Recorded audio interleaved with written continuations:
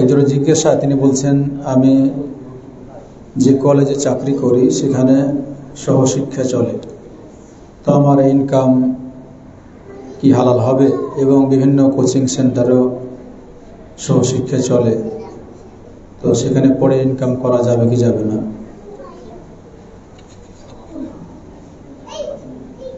প্রথমত সহশিক্ষা চাকরি বলেন বা সহশিক্ষা, এটা আমার কথা নয়, ইসলামের কথা।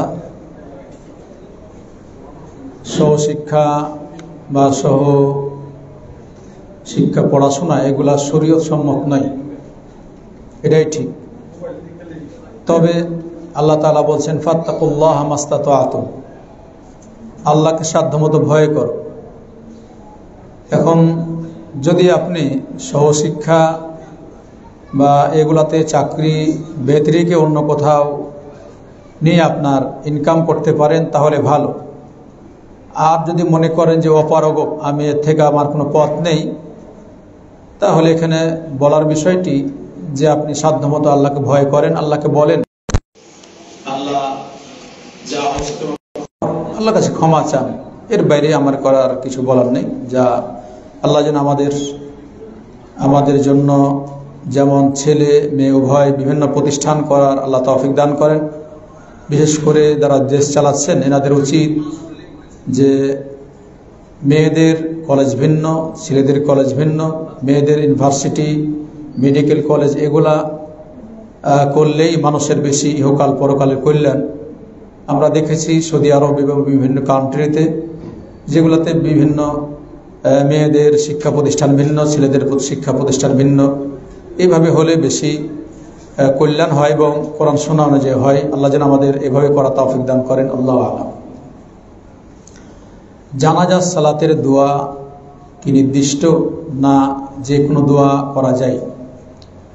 জানাজা সালাতের দোয়া আমরা জানি, যে দোয়াটা আমরা পড়ি, আল্লাহুম্মা গফির লি হাইয়িনা ওয়া মাইয়িতিনা ওয়া শাহিদিনা ওয়া গায়বিনা ওয়া সগীরিনা ওয়া কাবীরিনা ওয়া যাকারিনা ওয়া উনসানা।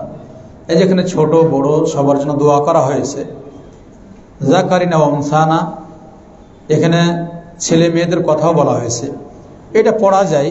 আর বাচ্চাদের ক্ষেত্রে একটা দোয়া আছে, বিভিন্ন বই লেখা আছে, সেটা আপনারা দেখে নিতে পারেন। আর যারা বড় বড় মানুষ এদের ক্ষেত্রে দোয়াটাই করলে হবে ইনশাল্লাহ। কারোর যদি না জানা থাকে দোয়া পাঠ করলে হবে ইনশাল্লাহ।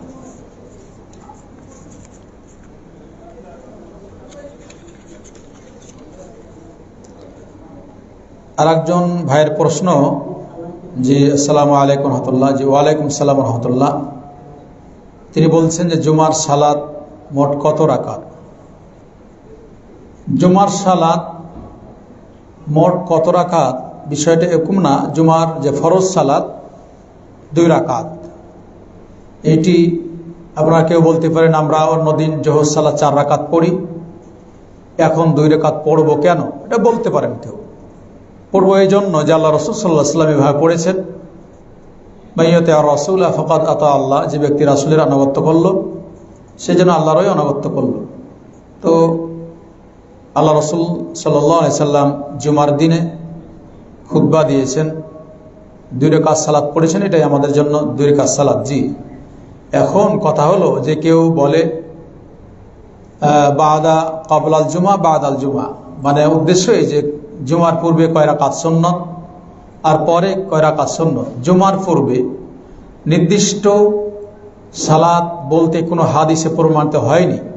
তবে যা বলা হয়েছে যে রাবি আবু হুরায়রা তিনি বলছেন আল্লাহ রাসূল সাল্লাল্লাহু আলাইহি ওয়াসাল্লাম বলেন, যে ব্যক্তি জুমার দিনে, আগে পরে কিছু কথা আছে, তো যা হোক, যে ব্যক্তি জুমার দিনে মসজিদে আসবে এবং তার সাধ্যমতো ইবাদতবন্দি করবে, হয় সালাত পড়লো, কোরআন তেলাওয়াত করলো এবং খতিবের কথাগুলা মনোযোগ সহকারে শ্রবণ করবে, রাসূলুল্লাহ সাল্লাল্লাহু আলাইহি ওয়াসাল্লাম বলছেন এই ব্যক্তির এই জুমা থেকে নিয়ে অপর জুমা অথবা আরো 3 দিন 10 দিনের পাপ ক্ষমা করা হবে। তো এই হাদিস থেকে প্রমাণিত হয় যে জুমার পূর্বে নির্দিষ্ট কয় রাকাত সালাত এটি নেই, সুন্নত কয় রাকাত নেই। তবে যদি এরকম হয় যে ইমাম সাহেব খুতবা দিচ্ছেন আর আপনি এসেছেন, তাহলে 2 রাকাত সালাত পড়ে বসবেন, এই 2 রাকাত সালাত পড়ে আপনি বসে যাবেন। আল্লাহ রাসূল সাল্লাল্লাহু আলাইহি ওয়াসাল্লাম যা পড়ার জন্য বলেছেন। যে এক ব্যক্তি তিনি জুমার খুতবা দিয়েছেন, এক ব্যক্তি আসলেন, বসে গেলে তিনি বললেন তুমি কি সালাত আদায় করেছো? তিনি বললেন না। তো বলে উঠো, দাঁড়াও। তারপরে তিনি 2 রাকাত সালাত আদায় করলেন। তাহলে ইমাম খুতবা দিলে আপনি 2 রাকাত সালাত পড়ে বসবেন। আর যদি ইমাম খুতবা দেওয়ার আগে পূর্বে আসেন, আপনার সাধ্য মতো আপনি 4 রাকাত, 2 রাকাত, 4 রাকাত, 6 রাকাত বা আরও বেশি পড়তে পারেন, কোনো আপত্তি নাই, যা হাদিসে নির্দিষ্ট করে বলা হয়নি।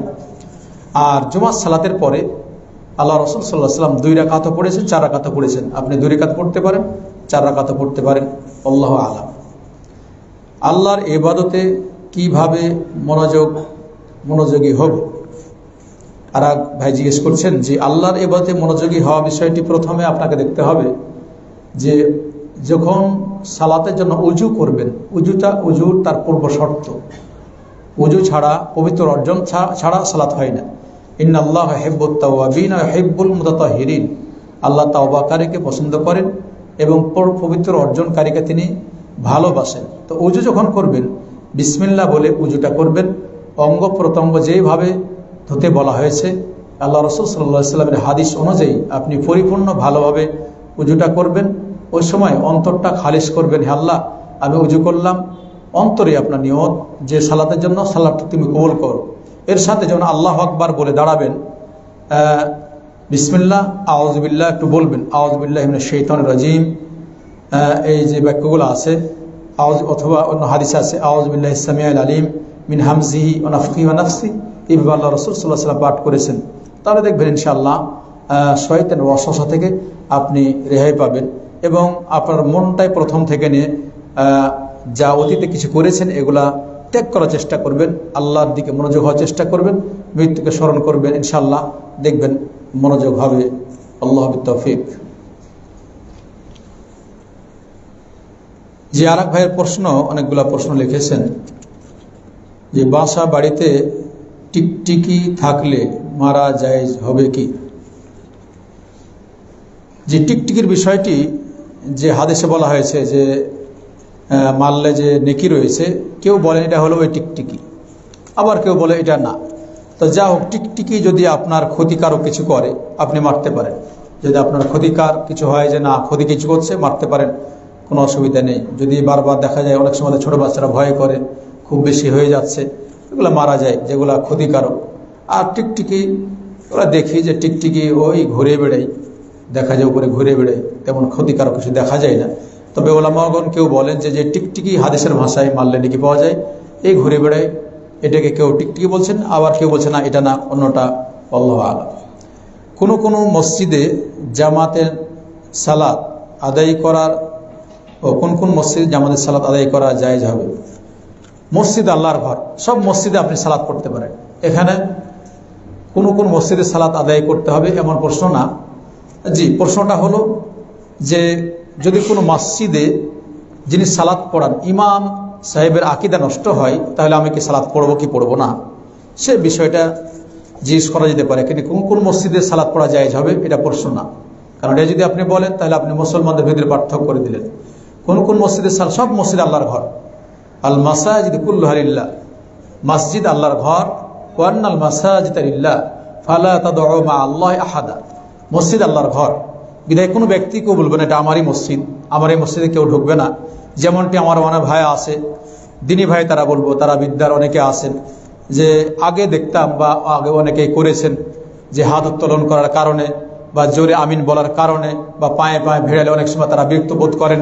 তারা বলেন তোমাদের মতে যেগুলো মসজিদ সেগুলোতে যাও। এগুলো ওনাদের কথা বলা ঠিক হয় না। ওনারা আমারও ভাই, বরং এরূপ ভাইকে যদি আসে, আমরা যা করি যে আমরা যে সমস্ত ভাইয়েরা নাভির নিচে হাত বাঁধেন, কেউ এখানে বাঁধেন, তারাকে পাইলে তাদেরকে সামনে নিয়ে আমরা পেঠায় বলা আপনি সালাত আদায় করেন, করি আমরা, এগুলো কোনো আপত্তি বোধ করি না। তাদের পিছনে আমরা সালাত আদায় করি। কিন্তু আপনাকে আমি বলছি কোন একটা শহর মসজিদ আপনি নজির দেখান তো, যেখানে আমাদের হানাফি বিদ্যান ভাইয়েরা বা হানাফি ভাইয়ের মসজিদ, ওনারাই সবাই মধ্যে করেন, একজন আহলে হাদিস আছে আর ওকে বল ভাই আপনি সালাতটা পড়ান, একটা দেখান তো আপনি। কিন্তু অহরহ মসজিদে তাদেরকে ইমাম রেখে আমরা সালাত আদায় করি। আমাদের পড়ছে, আমি যে এখানে বাড়ির পাশে একটা মসজিদ, 2 জন ভাই আছেন হানাফি মাযহাব দাবি করেন। তো ওনাদের একজন আছে যে পড়াটা তেমন শুদ্ধ না, কিন্তু জোর করে দৌড়িয়ে আগে চলে যায়, আমাকে দেখলেও দৌড় করে আগে যায়, আমি পড়া সালাত। ওর একদিন বললাম যে এইভাবে পড়লে ত্রুটি হয় সালাতে, তারপরও আমাকে দেখলে আগে দৌড়ায়ও, মানে আমার পিছনে সালাত পড়বে না, ও থাকলে আগে দৌড়াবে। অথচ সে একজন যা হোক যাদের চাকরি করে তো উনি বললেন যে আমি ওনার সম্পর্কে বলা হল ফাজিল পাস, আমি ফাজিল পাস হোক আর কামেল পাস হোক। উনি একদিন ওই সালাত পড়াতে গিয়ে তার প্যান্টটা গুটিয়ে নিয়েছিল, প্রত্যেক দিন এসে গুটায়। তা আমি বললাম যে ভাইজান আমি পিছনে মুসল্লি আর উনি ইমাম, তা আমি বললাম যে সালাত আমার একটু রাগ ধরলো যে সালাত তো পড়ান, তো প্যান্টটা ছেড়ে দিলে হয় না, গুটান কেন, মানে প্যান্ট ছাড়লে টাকনো নিচে যাবে। আমি বললাম যে গুটিয়ে সালাত হবে না। তো লাস্টে গিয়ে এমন করে রাগ করে এমন কথা বললো যে ও মসজিদেরকে অমুককে, মানে আমাকে ধমক টমক দিল, আপনি কেন ভুল ধরবেন, মানে এরকম ধরে রাগ বাগ করে অনেক কিছু বলে আর মসজিদে আসবো না। আমি আর কিছু বলিনি। তা আমি বললাম যে আমি কে এটা আমি জানি না, তবে আল্লাহর ঘর মসজিদ, আল্লাহ আসমান জমিন সৃষ্টিকারী, তারই একজন সৃষ্টি ব্যক্তি আমি, মানুষ, আল্লাহ আমাকে সৃষ্টি করেছেন, ওই মানুষ আমি, এ কথার কিছু আমি বলিনি। তা আমি কিছুদিন ওই মসজিদে যাইনি। তো অনেকে যারা ছিল তারা বললেন যে ও ভুল করেছে, এই কাজটা তার অন্যায় হয়েছে, আপনি তো কিছু বলেননি, কিন্তু ওই যেগুলো বললো এগুলো অন্যায় করেছে। আর পরে বলছে আমি কোনোদিন শুনিনি যে টাকুনোর নিচে প্যান গেলে বা এটা গুটি নিলে সালাত হবে না। তো শুনেননি, পড়েন গা, দেখেন গা, তাহলে আপনি ইমামতির যোগ্যতা আপনার নেই। আপনি যিনি জানেন না যে টাকুনোর নিচে প্যান গেলে গুটি নিলে সালাত হবে না, ওনার ইমামতি করার যোগ্যতা নেই, আপনি ইমামতি যাচ্ছেন কেন? তা আমি এটা বলবো না যে আমি বলবো ইমামের সমস্যা, যদি ওর আকীদা নষ্ট হয়, ইমাম সালাতও পড়ান আবার কবরে সিজদা করেন, এর নির্দেশ সালাত হবে না।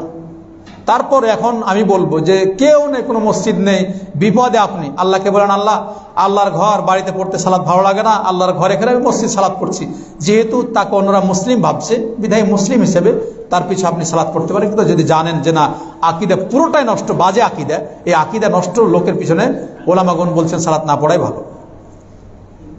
মাথার চুল কতটুকু রাখা সুন্নাত? জি, মাথার চুল আমরা দেখি অনেকেই এই চুল রাখার ক্ষেত্রে দেখি কিছু আছে ওই ফকির বিদ্যা, তারা দেখা যায় মাথায় অনেক জটলা। একদিন দেখলাম একটা ভিডিওতে কোন এক আলেম সাহেব, এক ভাই, তাকে ধরে তার চুলের সবগুলা জটলা পাকা ছিল ওগুলো কাটছে, কিছু মনে হয় একটা গ্রুপ বের হয়েছে নাকি। তো যাই হোক ওনারা সাপোর্ট দিয়েছে, ভালোই কাজ করছে। যদি জটলা পাকা দিয়ে চুল কেটে দেয়, ভালো একটা জামা দেয়, ও হয়তো আসলে পাগল না, পাগল সেজে আসে, যদি আল্লাহর ভয়ে সে ফিরে যায় ভালো, আলহামদুলিল্লাহ। জট পাকা যেগুলো, এগুলো শয়তানেরা, জট পাকলা চুলে থাকলে সালাত হবে না, কারণ তারা গোসলও করে না, তার সালাত ইবাদত বলতে কি নাই, এই জট পাকলা চুল চলবে না। হ্যাঁ, বাবরি যেহেতু হাদিসের ক্ষেত্রে এই আল্লাহ রাসূল সাল্লাল্লাহু আলাইহি ওয়াসাল্লাম যে হাদিস আসছে আপনার এই বারাবার রাখা যায়, তবে চুল রেখে আপনি চুল গোসল করবেন না, আবার চুল যত্ন নেবেন না, এই চুল রাখতে নিষেধ করব। আর সব থেকে ভালো হবে যে বড় চুল রাখলে যত্ন করতে হয় না, তো জটলা পেকে যায়, এই জন্য আপনার গরমের দিনে কষ্ট হয়, কারণ এইগুলা গরমের দিনে চললে আপনার রাখা কষ্ট হয়। যদি আপনি পারেন রাখতে পারেন, তবে নিয়মিত চুলকে ধুলো করবেন, গোসল করবেন, পরিষ্কার রাখবেন, পরিচ্ছন্ন রাখবেন। আর যেটা সুন্নত আল্লাহ রাসূল সাল্লাল্লাহু আলাইহি ওয়াসাল্লামের ওই যেটা বলে হাদিসে, ওটা কিন্তু হাদিসে এসেছে, আপনি যদি রাখতে পারেন রাখেন। কেউ বলেন এর সুন্নতি চুল যেহেতু রাসূল রেখেছিলেন বা এরকম চুল ছিল, হাদিসে যেহেতু আসছে, তাই আপনি যদি মনে করে রাখবেন তাহলে চুল যাতে পরিষ্কার পরিচ্ছন্ন থাকে। আর দ্বিতীয়ত যে সাধারণ চুল আপনি যদি কাটেন, তাহলে কিছু এখন ন্যাক্কার চুল আছে, ন্যাক করে বা যে যুবক আছে, দেখি এদিক সামনে কাটা, এদিক কাটার পিছনে বড় বড়, অথবা সামনে বড় বড় পিছন কাটা, এইভাবে না কাটাই ভালো, বরং চুলে যা কাটবেন সবই কাটাই, এটা আপনার জন্য মঙ্গল হবে, কল্যাণ হবে। এক মুষ্টি দাঁড়িয়ে রাখলে কি সুন্নত আদায় হবে?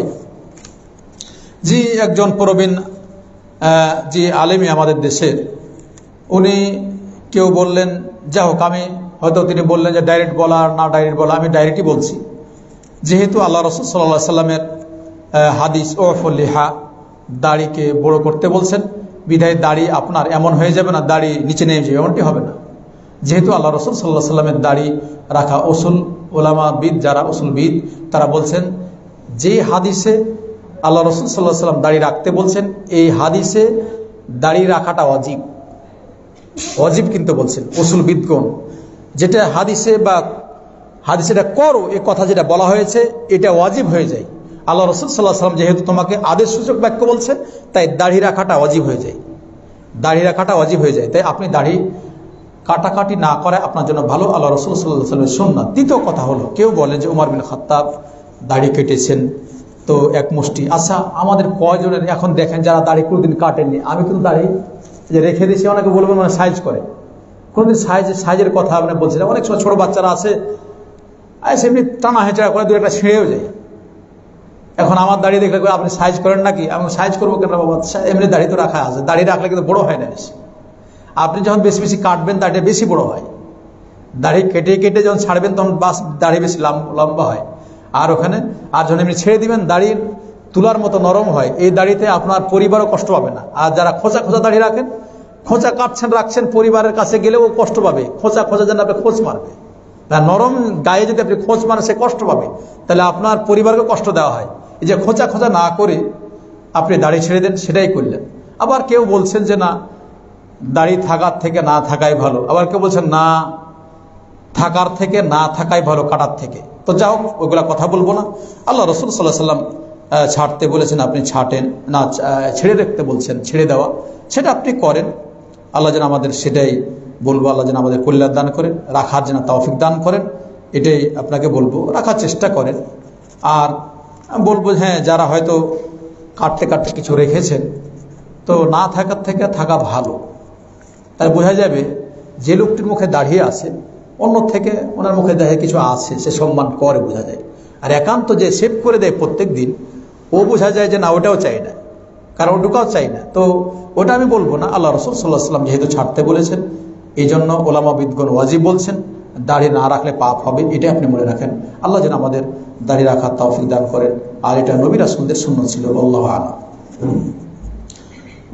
ইলমে ফারাইজের গুরুত্ব কি কোরআন ও হাদিসে আলোকে জানতে চায়। যে ইলমে ফারাইজ অনেক গুরুত্ব রয়েছে, ইলমের অর্ধেক অংশ এখানে বলা হয়েছে। তো ইলমের ফারাইজগুলো জানতে হয়, কারণ এটা মিরাসের বিষয় আছে, যে আপনি ইলমে ফারাইজ যদি না জানেন তাহলে জমি বন্টন এই সব বিষয় জানতে হয়। এই জন্য ইলমে ফারাইজের গুরুত্ব হিসেবে প্রতিষ্ঠানগুলোতে পড়ানো হয়। এর সাথে আপনার যারা মাদ্রাসায় পড়ে এগুলা পড়ানো হয়। আর ইলমে ফারাইজ যদি আমরা বিদ্যা বলি, অঙ্কের বিদ্যা, এটা কিন্তু অঙ্ক। তো অঙ্ক তো আমরা পড়ি, তারপরে অঙ্ক যারা পড়েন বুঝেন, এটা তাদের জন্য জানা বোঝা সহজ। তাই যারা জমি মাপেন তারা এই বিষয়গুলা পড়ার থেকে অনেকে তারা মানে বুঝে নেন। এমনিতে তিনি বলে দেন এটা অংশ, এটা অংশ, এটা অংশে পাবে। এই জন্য এই বিষয়গুলোতে তারাও আলহামদুলিল্লাহ যা বন্টন করেন দেখেছি, তা কিন্তু কোরআন হাদিস অনুযায়ী করেন। যারা ওই দেখবেন জমি মাপে যথেষ্ট তারা বুঝে, আলহামদুলিল্লাহ এগুলা বুঝে তারা করে, একানা দোয়ানা এগুলা কিন্তু ওই হাদিস যেমন ইলমে ফারাইজের কথা বলা হয়েছে, আমাদের ওস্তাদের পড়াইতেন একানা দোয়ানা, এভাবে তারাই কিন্তু বলে, কিন্তু তারাও কিন্তু যথেষ্ট জানে। তো এর গুরুত্ব, বেশ গুরুত্ব কোরআন শোনাতে বলা হয়েছে। আল্লাহ যেন আমাদের বুঝার তৌফিক দান করেন। জি, আরেকজন বলছেন, আসসালামু আলাইকুম। ওয়ালাইকুম আসসালাম ওয়া রাহমাতুল্লাহ। তিনি প্রশ্ন অনেক বড় লিখছেন। আমরা দুই ভাই দুই বোন, আমার বাবা নেই, মা আছে। আমার চাচার কিছু জায়গা জমি আছে, দুই ভাই একত্রে আছি। আমরা চাই বোনদের অংশ দিয়ে দিতে, কিন্তু তারা এখন নিতে চাচ্ছে না। যা হোক, অনেক বোন আছেন যে ভাইয়ের কাছে জমি আছে, মনে করেন যে মনে হয় ভাইয়ের থেকে জমি যদি আমি নিয়ে নিই তাহলে মনে হয় আসতে দিবে না। আর কিছু সমাজে আছে কিছু যেগুলো, এগুলো ঠিক না। আপনার বোন যেটা জমি পাবে সেটা আপনাকে বুঝিয়ে দেওয়া দরকার। ও চাক আর না চাক, তাকে বুঝিয়ে দিবেন। এখন যদি একান্ত যে না, অনেক সময় দেখা যায় যে তার আপনার বোনের পরিবার যদি না কিছু বলে, তারপরে বুঝিয়ে দেওয়া দরকার। কেন? যে আপনি থেকে মুক্তি পেলেন, বুঝিয়ে দেন। তারপরে যদি বলেন যে না, জমিটা আছে, বুঝে তো পেয়েছি, তোমরা করে খাও বা তোমরাই চাষাবাদ করো, নেও, এখানে আপত্তি নেই। কিন্তু বুঝে দেওয়াটাই শরীয়ত সম্মত। মানে বুঝে না দিলে অনেক সময় তার ব্যাঘাত ঘটতে পারে। এই জন্য বুঝে দেওয়াটাই কল্যাণ এবং তাদের উভয়ের কল্যাণ। কারণ মৃত্যুবরণ মানুষ হতে পারে, তখন কেউ বলতে পারে, হয়তো আপনার বোনেরা বললেন না, কিন্তু আপনার ভাইগেনারা আছে, বলবে আমার মামারা এতদিন যাবৎ খাই, কিন্তু আমার মাকে জমি বুঝে দেয়নি। এটা একটা আপনাদের উপর অপবাদ হয়ে যায়। এই জন্য বুঝে দেওয়াটাই কোরআন সুন্নাহ অনুযায়ী সেটাই করলেন। অনেক সময় আরেকজন প্রশ্ন, অনেক সময় সালাত পড়লে সালাত পড়ে শেষ করে মনে পড়ে যে সালাত একটুকু মনোযোগী ছিল না, ফরজ। এক্ষেত্রে করণীয় কি? যেটা মনে হয় যে মানে সালাতে মনে হয় মনোযোগ হয় না, এই জন্য মনোযোগের সম্পর্কে একটু আগে বলা হলো যে সালাত যখন পড়বো উজুটা ভালো করে করবেন, আল্লাহর দিকে মনোযোগ হওয়ার চেষ্টা করবেন এবং সালাতের প্রথমে বিসমিল্লাহ আউযুবিল্লাহ বলে সূরা কিরাত পড়বেন, ইনশাআল্লাহ মনোযোগ আসবে। হতে পারে এগুলা হয়, তো যেটা বলছেন আপনার হয় না, বোঝানো সময় আমাদের হয়ে যায়, এরকম হয়। তার মানে আপনি খুব ব্যস্ত আছেন, তা আল্লাহর কাছে সবার জন্য দোয়া করি, আল্লাহ আমার এবং যারা আছে সবার জন্য আল্লাহ তোমার সালাতে মনোযোগী হওয়ার তৌফিক দান করে। এটা আসলে কঠিন জিনিস। তারপর আমরা উজুগুলা ভালো করে করব, এর সাথে দোয়া কালাম যেগুলো বললাম এগুলা পড়বো, আর মৃত্যুর কথা আমরা স্মরণ করবো, মৃত্যুবরণ আপনার সালাত। এবং একটা হাদিস ইমাম আহমদ বিন হাম্বল একটা হাদিস নিয়েছেন যে আপনার এই সালাতটি যেন শেষ সালাত, এই কথা মনে রাখবেন। আপনার যদি মনে হয় যে আমার জীবনের মনে হয় এটিই শেষ সালাত, তাহলে ইনশাআল্লাহ মনোযোগ আসবে। এই কথাটা যদি কেউ মনে করেন এই সালাতই মনে হয় আমার জীবনের শেষ সালাত, আর মনে হয় নাও পেতে পারি। এই জন্য সালাফদেরও কওল যে আপনি এইভাবে দাঁড়াবেন সালাতে যে আল্লাহ হতে পারে আমার শেষ সালাত, তাই আমার এই সালাতটি তুমি কবুল করো। যদি আল্লাহ আমাদেরকে আল্লাহর কাছে দোয়া করে আল্লাহ যেন আমাদের সবার আপনার সবাই যেন এই মনোযোগ হওয়ার তৌফিক দান করেন, আল্লাহু আ'লাম। এক্ষেত্রে মনোযোগ না থাকলে কিছু আমল করেছি কিনা তা মনে না থাকলে নেকি পাবো কি, বা জি শাস্তি দিতে হবে নাকি? জি, যদি এরকম হয় তো আপনার সালাত আদায় হবে, কিন্তু আপনি পরিপূর্ণ নেকি পাবেন, এইভাবে শাস্তি দিতে হবে না।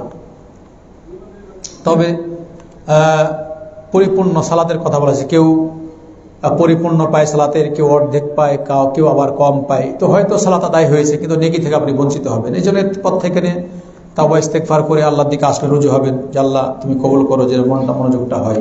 আল্লাহু আ'লাম। এক এক দিন এক এক নিয়মে বেতর সালাত আদায় করা যাবে কি? আমাদের দেশে প্রচলিত নিয়ম বেতরের সালাত আদায় হবে কি? এক এক দিন এক এক নিয়মে বেতর সালাত পড়া যায়, সেটা কি? যেটা সালাত আছে মাগরিবের মতো আমরা সালাত পড়ি ওইটা না। আপনি একদিন 3 রাকাত, একদিন 1 রাকাত বেতর পড়তে পারেন, একসাথে 3 রাকাত অথবা 1 রাকাত অথবা 5 রাকাত বেতর সালাত একসাথে পড়া যায়, অথবা 7 রাকাত পড়া যায়, যা হাদিসে আছে। এক বৈঠকে, মানে কোনো মাঝে বসবেন না, 5 রাকাত পড়বেন, মাঝে বসবেন না। আপনি এক সালামে পড়তে পারেন, 3 রাকাত একসাথে আপনি পড়তে পারেন, অথবা 1 রাকাত আপনি পড়তে পারেন, এখানে কোনো আপত্তি নেই। কিন্তু যেটা আমাদের দেশে যেটা বলে প্রচলিত নিয়ম, যে আমাদের অনেক ভাই 2 রাকাত পড়ে তাশাহুদ পড়েন, তারপর উঠে যান, 3য় রাকাত পড়ে সালাম ফিরান, এ মর্মে সহিহ হাদিস নেই। এগুলা থেকে আমরা দূরে থাকবো। আল্লাহ যেন আমাদের সঠিকটা করার তৌফিক দান করেন। দুজনে জামাত সালাত আদায়ের সময় ইমামের উজু চলে গেলে মুক্তাদি করণীয় কি? জি, ইমামের যদি এরকম হয় উজু চলে যায়, ইমাম চলে যাবেন, আর ওই সময় উনি একটু নাক ধরবে, তাহলে বুঝবেন উনি যে উজুটা নষ্ট হয়ে গেছে। তখন উনি যেভাবে সালাত পড়েন ওভাবে তিনি ইমামতি জায়গাতে উনি ইমামতি শুরু করবেন, আল্লাহু আকবার বলে ওভাবে, যেভাবে। কারণ ইমাম যদি থাকে আর কেউ যদি অনেক লোক থাকে আর পিছনে, ওই জন্য বলা হয় যারা বয়োজ্যেষ্ঠ এর সাথে যারা জ্ঞানী এরা কিন্তু ইমামের পিছনে দাঁড়াবে। ইমামের উজু নষ্ট হয়ে গেলে যাতে ওনার স্থানে আর একজন গিয়ে ইমামতিটা করতে পারেন, তাই যিনি আছেন উনি যেন দায়িত্বটা নিলেন, উনি আবার ওভাবে সালাত শুরু করে দেন, উনি সালাত ত্যাগ করবেন না। উজু নষ্ট হলে পরে উনি উজু করে এসে তার জামাতেও ধরতে পারবেন, পুনরায় যিনি ইমাম উজু নষ্ট হয়ে গেছে উনি পরিপূর্ণ সালাতটা আদায় করবেন। আল্লাহু আ'লাম। কার প্রশ্ন আছে? শেষ করে দিই। সুবহানাকাল্লাহু ওয়া বিহামদিকা আশহাদু আল্লা ইলাহা ইল্লা আনতা আস্তাগফিরুকা ওয়া আতুবু ইলাইক।